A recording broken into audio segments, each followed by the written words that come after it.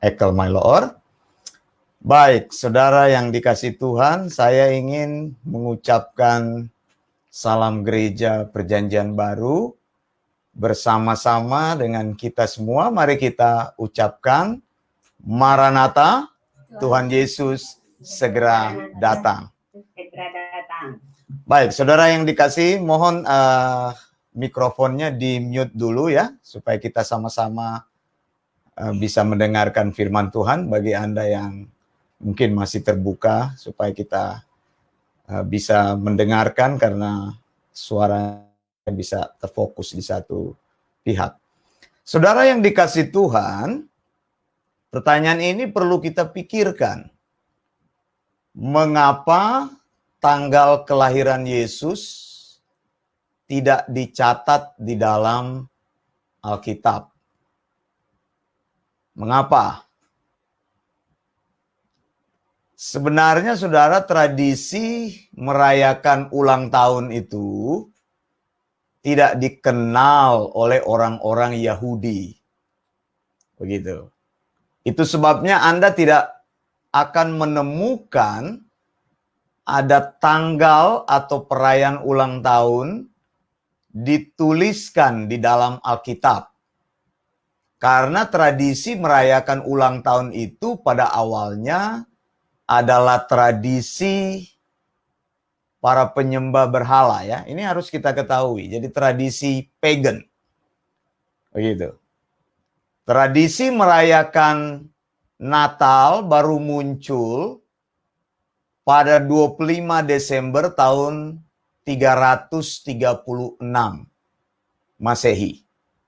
Gitu kan? Yesus meninggal sekitar tahun 34, 35 atau sampai 37 katakanlah ya. Jadi tradisi merayakan ulang tahun tidak dikenal, saudara. Nah, saya periksa di dalam Alkitab, ada 2 kali tulisan mengenai perayaan ulang tahun. Yang pertama adalah perayaan ulang tahun Nebukadnezar. Itu ada di dalam Kejadian 40 ayat 20. Tidak usah dibuka ayatnya, nanti dilihat sendiri ya. Jadi itu yang pertama. Lalu yang kedua adalah perayaan ulang tahun Herodes. Matius 14 ayat 6, Markus 6 ayat 21. Selebihnya tidak ada. Saudara tidak akan pernah menemukan Abraham merayakan ulang tahun, Musa merayakan ulang tahun, dan semua orang-orang di dalam Alkitab tidak pernah ada perayaan ulang tahunnya. Karena apa? Tadi saya katakan, karena tradisi merayakan ulang tahun itu adalah tradisi dari pagan, para penyembah berhala yang kemudian diadopsi.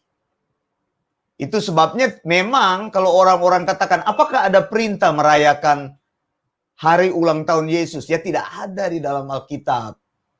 Begitu, kita tidak berdebat mengenai merayakan hari ulang tahun Yesus. Tapi kalau kita bertanya, lalu apakah Pak Wanda kita boleh merayakan Natal Yesus Kristus? Tentu saja boleh. Tentu saja boleh. Nah saudara, perayaan Natal Yesus Kristus itu terjadi hampir setiap bulan. Saya periksa di dalam catatan sejarah. Ada yang merayakannya bulan Januari, ya. Nanti gereja-gereja timur akan merayakannya bulan Januari, tanggal 7 Januari tepatnya. Yang dipercaya sebagai Epifani, yaitu saat orang Majus datang.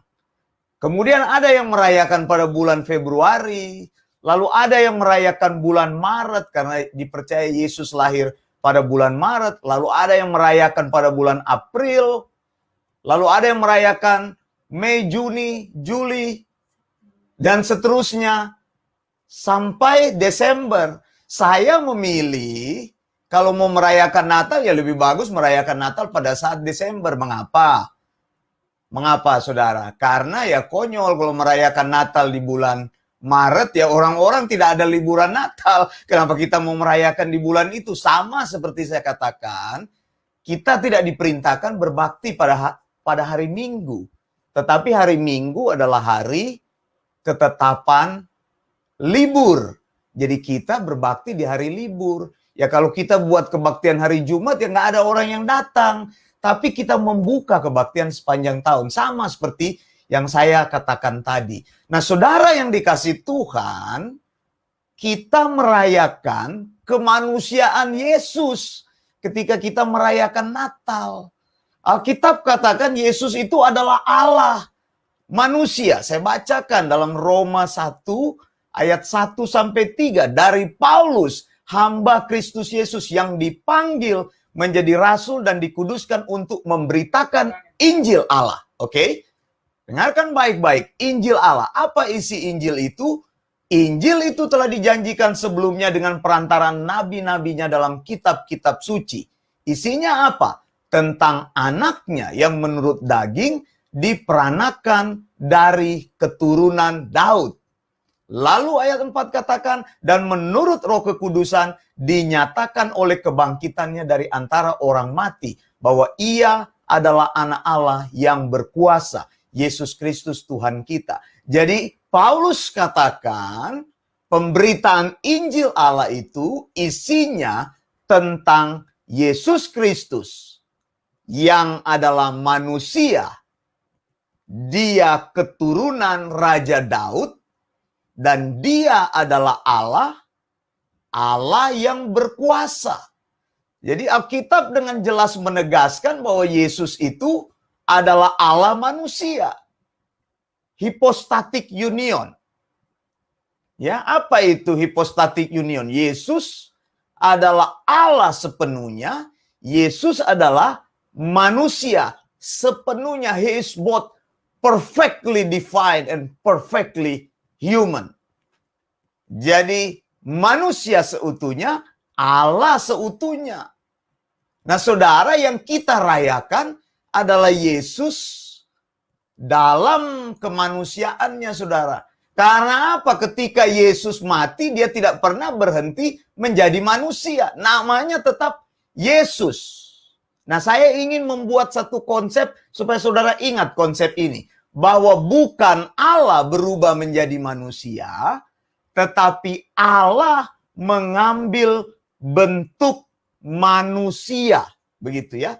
Jadi bukan Allah jadi manusia, kemudian dia jadi manusia yang tidak berdaya, tetapi Allah mengambil bentuk manusia. Begitu.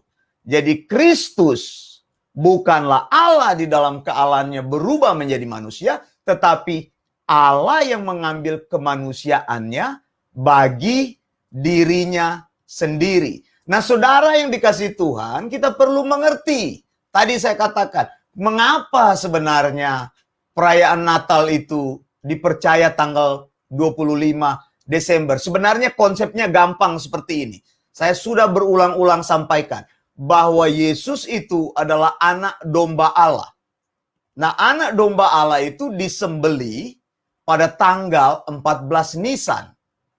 Yaitu sesuai dengan kepercayaan Paskah orang Israel. Nah, 14 Nisan itu dikonversi, kalau dalam kalender yang kita gunakan Gregorian, itu adalah 25 Desember. Jadi orang-orang dulu menghitung 25 Desember itu adalah hari kematian Yesus yang dipercaya juga hari kelahiran Yesus. Mengapa terjadi seperti itu? Jadi hari kematian itu 25. Itu Maret itu ditambah dengan 9 bulan akan menjadi 25 Desember. Jadi kalau orang-orang bertanya, kenapa Natal jatuhnya seperti itu? Karena tanggal tadi itu saya katakan. Kematian, kemudian tambah 9 bulan menjadi hari kelahiran. Itu kepercayaan sebenarnya yang dibangun di dalam sejarah. Kemudian tanggal 25 itu juga adalah dipercaya, bukan 25 sebenarnya, sekitar 20, 21 itu adalah winter solstice. Kalau mereka yang hidup seperti teman-teman yang di Amerika hidup di Northern Hemisphere yang mereka merayakan pas winter, tanggal itu dipercaya adalah menurut peraturan dalam ilmu pengetahuan itu adalah hari terpendek atau malam yang paling terpanjang. Jadi diambil batasan itu lalu kemudian ditetapkan sebagai hari libur. Jadi Natal selalu dirancangkan dengan tahun baru. Makanya Selamat Natal dan Selamat Tahun Baru itu selalu beriringan bersama-sama sebagai hari libur, saudara. Cuma saya mau koreksi, Merry Christmas itu sebenarnya bukan terjemahan Selamat Hari Natal, bukan, saudara ya. Ini juga perlu dipahami oleh kita supaya kita merayakan Natal dari tahun ke tahun. Kita harus mengerti, pengertian-pengertian itu harus bertumbuh. Kata Merry kan dalam bahasa Inggris itu artinya bergembira. Sementara Christmas itu sebenarnya dari kata Chris and Mass itu, atau Christian Mass itu istilah Katolik yang diadopsi. Jadi adopsi mengenai misa Kristus gitu. Jadi tanggal 25 itu memang awalnya memang dari orang Katolik. Kita harus akui itu. Nah, saudara, di dalam Alkitab saya mau tunjukkan ini secara cepat. Bagaimana caranya kita melihat kelahiran Yesus secara pas. Tadi di dalam kebiasaan-kebiasaan ya, orang merayakan Natal 25 Desember. Jadi tidak ada itu yang disebut dengan pranatal. Tidak. Kita merayakan Natal itu merayakan kemanusiaan Yesus, bukan selamat ulang tahun Yesus. Sudah berapa tahun sih umurnya Yesus? Ya tidak, saudara. Kita tidak merayakan Yesus berulang tahun karena umur Yesus itu sudah selesai pada saat dia di bumi ini. Sama seperti kalau saudara ada orang tua yang sudah meninggal, selama ulang tahun ya Papa di surga. Ya tidak ada seperti itu, sudah selesai, saudara. Umur itu sudah selesai. Jadi di bumi ini itu kefanaan itu ada di bumi ini. Kalau sudah ada di surga, sudah tidak ada lagi kefanaan. Sudah bersifat kekal. Mikrofonnya tolong dimatikan. Ada yang feedback? Ada yang feedback? Ya. Nah, saudara, secara cepat saya mau bahas ini. Karena nanti sebentar juga kita akan ada, saya akan serahkan juga kepada Pastor Eri, akan membahas mengenai nubuatan, mengenai Mesias ya.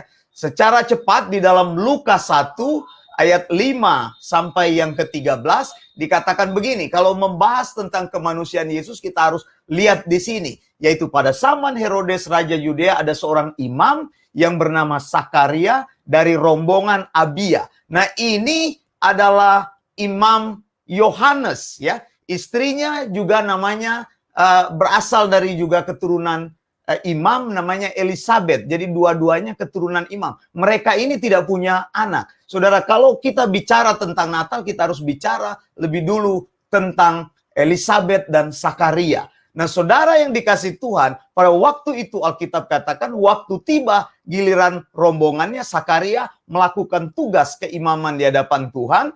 Lalu ketika diundi, dia yang dapat undi, dia masuk untuk melayani. Pada saat itu ketika Sakaria melayani Tuhan, lalu dia bertemu dengan malaikat. Dia mengalami penampakan malaikat. Saat itu Gabriel datang kepadanya, katakan, Sakaria, doamu itu didengarkan. Bahwa engkau akan melahirkan, istrimu akan melahirkan seorang anak, istrimu akan mengandung, lalu engkau akan menamakan dia Yohanes. Nah, saudara yang dikasih Tuhan, jadi saat malaikat Tuhan menampakkan diri kepada Sakaria itu, pada waktu itu Sakaria bertugas sebagai imam. Dia adalah imam dari golongan Abia. Nah, saudara, kalau saudara menghitung keimamatan Sakaria ini, tugasnya itu dari kelompok Abia, Alkitab katakan kalau kita lihat di dalam firman Tuhan dalam 1 Tawarik 24 ayat 7 sampai 18, rombongan Abia ini bertugas pada saat undian nomor 8. Saudara ya. Jadi 1 Tawarik 24 ayat 10, jadi Abia jatuh pada undian nomor 8. Jadi imam-imam itu ada 24 puak. Nah, imam-imam itu khusus, saudara ya. Jadi keturunan dari Harun, Alkitab katakan. Sekali lagi saya mau nyatakan hal ini. Bahwa orang yang melayani Tuhan, saya itu bukan imam. Imam itu hanya ada dari golongan Harun. Orang-orang yang mereka langsung dari keturunan Harun.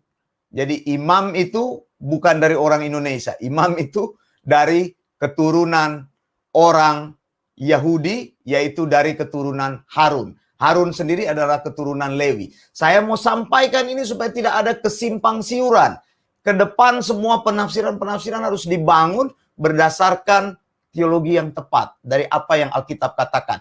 Nah, imam dari kalangan Abia bertugas pada undian ke-8. Jadi mereka undian ke-8 itu artinya minggu per minggu. Minggu pertama undian pertama sampai pada minggu yang ke-24. Begitu. Lalu kemudian balik lagi karena ada 48 kelompok imam di situ. Nah, kalau kita menghitung sebenarnya tugas daripada imam dari kelompok Abia ini sebenarnya jatuhnya ini ada di dalam bulan yang ketiga, yaitu bulan Sivan. Jadi Elisabet mulai mengandung bulan Sivan. Nah, Yesus dengan Yohanes Pembaptis, jarak usianya itu adalah 6 bulan. Jadi saya hitung dari bulan Sivan, hitungnya 6 bulan, Tamus, Av, Elul, Tisri, kemudian Chesvan, Kislev. Jadi bulan November, Desember itu Kislev, sebenarnya Yesus itu baru dikandung.